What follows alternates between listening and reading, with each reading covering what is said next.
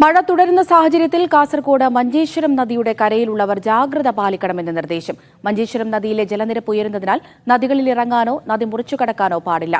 തീരത്തോട് ചേർന്ന് താമസിക്കുന്നവർ ജാഗ്രത പാലിക്കണമെന്നും നിർദ്ദേശം.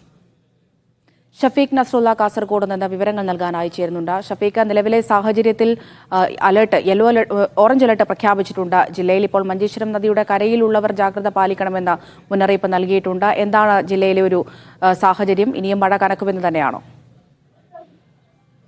കാസർഗോഡ് ജില്ലയിൽ മഴ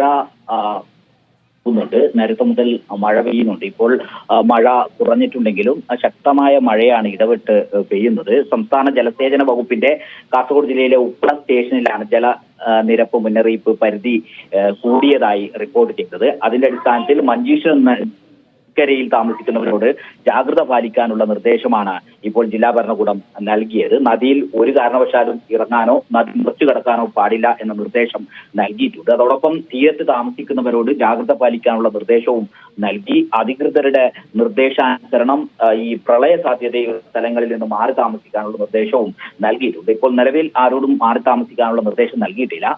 അധികൃതർ അത്തരം നിർദ്ദേശങ്ങൾ നൽകുന്ന മുറക്ക് അവിടെ നിന്ന് മാറി താമസിക്കാനുള്ള നിർദ്ദേശമാണ് ഇപ്പോൾ നൽകിയിട്ടുള്ളത്.